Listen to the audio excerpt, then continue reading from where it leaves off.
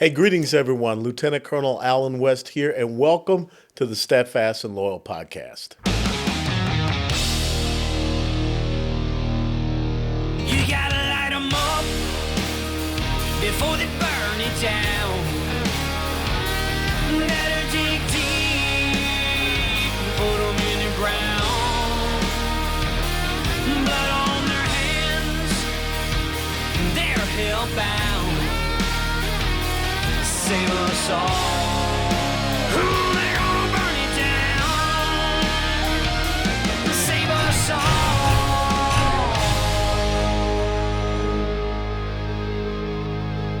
before they burn it down.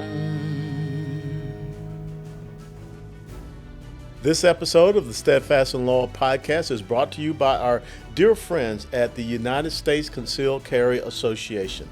The U.S. Concealed Carry Association was founded to help responsibly armed Americans like you prepare for the before, during, and after of a self-defense incident. Their membership truly has everything you need to gain peace of mind during these turbulent times. Members get life-saving self-defense education, industry-leading training, and self-defense liability insurance, and best of all, it is 100% risk-free with their money-back bulletproof guarantee. Don't wait until it's too late. Click Learn More to explore United States Concealed Carry Association membership. And remember, the USCCA is not an insurance company. A policy has been issued to the USCCA by Universal Fire and Casualty Insurance Company. That policy provides the association and its members with self-defense liability insurance subject to its terms, conditions, limitations, and exclusions. Hey, greetings, everyone. Welcome back to the Steadfast and Loyal podcast. And as we teased you a little bit earlier, January is National Stalking Awareness Month. This is a big deal. This is a big issue. And when we're talking about this whole thing about stalking, I could not think of anyone else who could better articulate this, a person that has been a victim of stalking that has had an incredible effect on her life, and that's my dear friend, University of Tennessee graduate also, Nikki Story. Nikki is the author of Stalked and Defenseless, How Gun Control Helped My Stalker Murder My Husband in Front of Me. She is also the executive director of the Crime Prevention Research Center, and Nikki is joining us right now from Knoxville, Tennessee. Nikki, how are you doing? Hey, Alan, I'm doing well. Good to see you. Absolutely great to see you. So tell us your story about how here you are with your husband out for an evening, and the next thing you know, he has been shot dead right in front of you. In 2009, Ben was murdered right in front of me by a man who was stalking me. Ben and I owned a mobile karaoke business at the time, and we had a contract with a restaurant to run karaoke shows every Thursday night. And I also ran karaoke shows in downtown Nashville. This man was a karaoke customer, and he became somewhat of a regular. He would come in to sing. And he started to send me messages over social media. Of course, social media is how you retain your customer base. His messages at first were normal, but then they started to progress in a different light. And he became inappropriate and sending me creepy. I think most women would probably say the messages were creepy and flirtatious. I blocked him. I deleted him and blocked him from my social media. And then, Ben actually asked him to leave me alone. And this man ended up coming like a month later into a venue where we had never seen him before. Ben's already asked him, please leave my wife alone. What's he doing here? So that was when I realized I was being stalked. Now, in that whole process, were you able to get some type of restraining order against him? I mean, using the evidence that you already had? He had not done anything that really indicated to me that he was stalking me up until the night that he murdered my husband. That was the very first time that I realized I was being stalked. Yes, he was creepy. Yes, he was inappropriate. But when you work in the tourism industry in downtown Nashville, you come across all kinds of people, and you're going to have customers that are occasionally drunk or creepy or inappropriate, and they're your customers. You're nice to them. And I did not realize I was being stalked until that very night. And I asked management to remove him. I told them, I said, please help me get this guy out of here. He's stalking me. So what ended up happening that night? Because you are a very well trained and proficient user of handguns, but obviously you respected the law. You respected the fact that you were not supposed to have a firearm in that venue, but your assailant did not.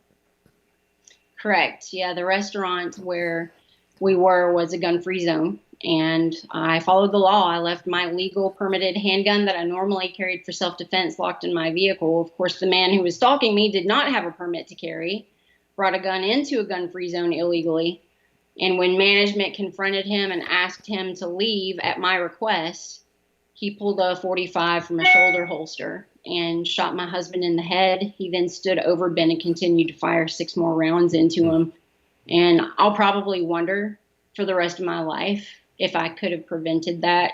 Of course, I'll never know because I was denied a chance. I was stalked and defenseless. Well, the interesting thing is that, we continue to hear that we need more gun control laws.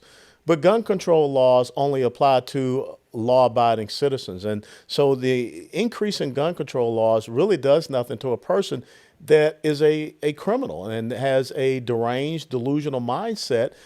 They could care less. And so that was obviously the case with your killer. Was he apprehended there at that venue, or did the police have to track him down? What happened?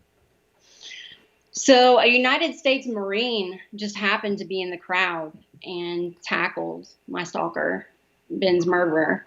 And about 4 or 5 other men jumped on top of him, and they all held him until the police came. They disarmed him. He had already put the gun back in the holster. And I can tell you that I was told the police, they arrived within 3 minutes of the 911 call. And that's incredibly fast. Yeah, but still not fast enough. I can tell you when it's happening to yourself or your loved one, it seems like an eternity. Yeah. Well, now, here you have a case where there are multiple witnesses. They see this man come into a quote unquote gun-free zone. He does not have a permit. That's a felony right there on top of things. He fires and shoots your husband. He stands over your husband, continues to shoot, which shows to me this is intentional. This is first degree, premeditated murder even. How is it that he does not get charged with first degree premeditated murder? He actually did get charged with first degree, but despite all of the overwhelming evidence of first degree, it was a bench trial, no jury. A liberal judge by the name of Seth Norman actually dropped it to the lesser offense of only second degree. And in Tennessee, that's only 15 to 25 years. He got 23 years at 100% with no parole, but that was a lie. I don't think people realize that even murderers, when they're sentenced to 100%, in my state, they're still allowed to get early release good behavior credits. So this man is set right now to be released in 2028. So in 5 years, a man will be released from prison that walked into a place where he was not supposed to have a firearm. He did not have a permit to carry the firearm, shot your husband in the head, stood over and pretty much so emptied the magazine because a .45 has 7, maybe 8 rounds that it can carry. He is charged by the police because there's no doubt about that. But a judge, Seth Norman, he makes the unilateral decision to downgrade this to second degree. Is Seth Norman still on the bench? No, he was pretty old at the time. He's now retired. He's well into his 80s at this point. But the police, when they searched this man's vehicle at the crime scene, they found 2 more guns, ammunition. They found binoculars, gloves, rope, and a knife. Oh, so the intent was there. So to me, with all of this overwhelming evidence, there should have been some consequences or ramifications on this Judge Seth Norman for downgrading. Did he give a reason why he all of a sudden downgraded it to second degree? Well, the defense tried for insanity defense, and that did not work. But they brought in mental health experts, insisting that this man has delusional disorder of the persecutory type and erotomania, and Vanderbilt mental health experts. Who cares? And yes, the judge felt sorry for him. Well, see, that's the problem we have with these leftist judicial activists. Who cares about feeling sorry? Who cares about, all of a sudden you make the criminal into a victim and you completely disregard the victim, because your hell has not stopped just because this man is behind the bars. Tell the audience what has continued to happen over all these years. This man has continued to stalk me. He's just been doing it from prison. What he has done is sent twisted love letters to me for years. And I finally got the attention of the feds, and they charged him with federal felony stalking. He has now pled guilty to that. He's going to get 1 extra year, this time in federal prison after he's done with his state prison time. And he's still going to be released, Alan. It's terrifying. Well, to me, that's incredible in that just 1 extra year for his continuing stalking of you, continue to make you a victim. It seems to me that, as you just said, this good behavior that he has gotten, that should be vacated. And you talk about Tennessee just recently passed the first ever lifetime order of protection. Can you tell us, how does that help you in your situation? Well, in Tennessee, in order to file for an order of protection, you can only get an order of protection for a year. Like severe cases, like at the worst, you might be able to get 5 years. And I just thought, this is not right. For extremely severe cases like this, I should have a lifetime order of protection, and the penalties should be severe. And there are just some instances that are bad enough to where you should never have to go petition a court again for an order of protection. Yeah. So I worked with Tennessee legislators, and they actually have a new law, the lifetime order of protection. And I was the very first Tennessean to be granted that. And Kentucky has now taken it up. They now have a bill, and I believe New York as well. And their upcoming legislative sessions, they're going to vote on that. Now, how is it that, can this trial or whatever, can it be retried? Because there is no doubt that this gentleman was guilty of first-degree murder. And to release this violent criminal who continues to stalk you, continues to engage you. First and foremost, I don't know how he's writing letters to you from jail. I mean, what is going on in jail? They're not checking, their correspondence or what have you. But to me, it seems like here is a person, without a doubt, that should never see the light of day and never should be released back into civil society. I absolutely agree. It's absolutely terrifying to think that he's going to be out one day. And based on his past behavior, I don't think this is someone who is going to be reformed. I think this is a very, very dangerous person, and the chances for recidivism here are very great. Now, what can you do? He will be, if he is released within the next 5 or 6 years, what, other than this lifetime order of protection, what does that really do for you? What can you do for yourself, knowing that this person is out in the streets? And you're right, he probably will not be rehabilitated. And so you are still at risk of being stalked, but we don't want to see you defenseless. Right. Well, I still carry my handgun every single day. Honestly, Alan, I'm probably just going to have to take care of myself. I may end up having to go through the Secretary of State's office. They have an address confidentiality program. Do I want to have to do that? No, I don't. Do I want to change my name? No, I like my name, but a lot of victims of stalking have to do that for severe cases. I certainly don't want to have to go run and hide. Why should I have to change my life? He's the one that broke the law. He's the Well, person who's evil. yeah, with no, there's no doubt about that. And what is even probably more perplexing is that this individual gets out of jail. He goes right back to, stalking and going after you. Now, you take an action and you drop him dead. Now, all of a sudden, the system of justice is going to come after you, without a doubt. Will there be some jurist that says, well, you were not kind to him. Maybe he was coming up to apologize.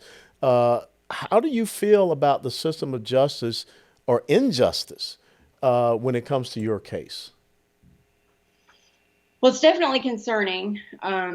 The fact that he's getting out at all is very concerning. It really makes me question our criminal justice system.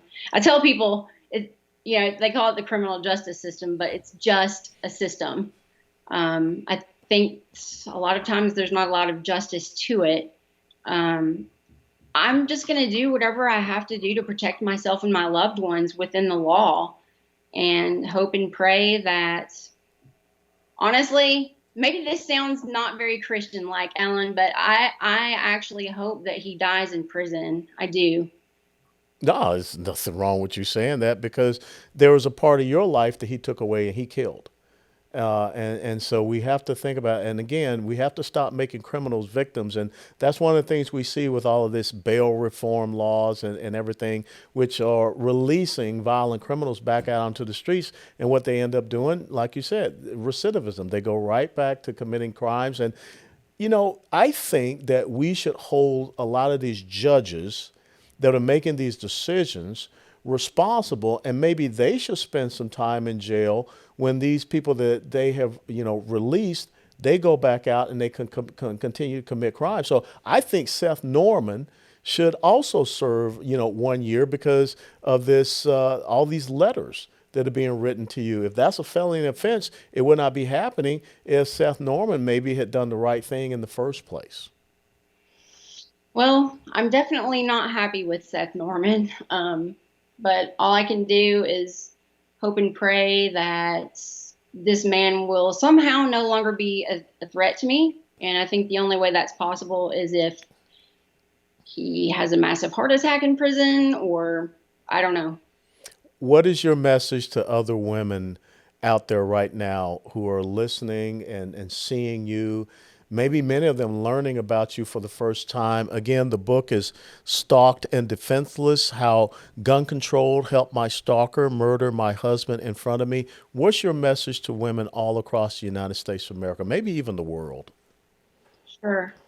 I would say that, when seconds count, the police are likely minutes away.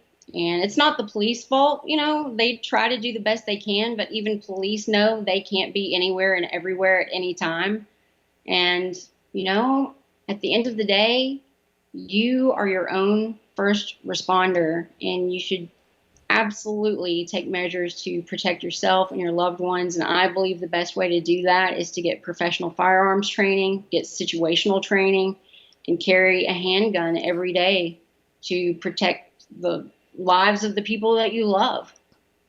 Well, Nikki Story, the executive director of the Crime Prevention Research Center, we applaud you for your strength of courage and character. And how can people follow you? How can people get your book, Stalked and Defenseless? Sure. You can check out the Crime Prevention Research Center at crimeresearch.org. And then my website is stalkedanddefenseless.com. My book, Stalked and Defenseless, is available online at Amazon and Barnes & Noble.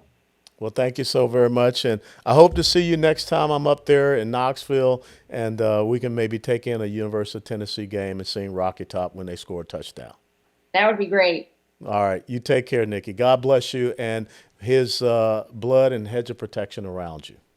Thanks so much, Alan. You take care. You too.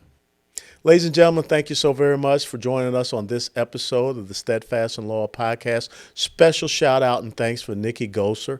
To all you ladies out there, you do not ever want to find yourself in the position that Nikki was in, stalked and defenseless.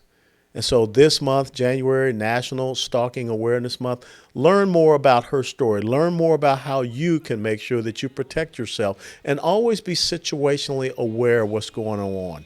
And make sure that you are going out and advocating for real justice, not judicial activism, not social justice that allows someone guilty of first-degree murder to be released from prison. If you like this podcast, please hit the like button and share it with others. Until next time, steadfast and loyal. Before they burn it down.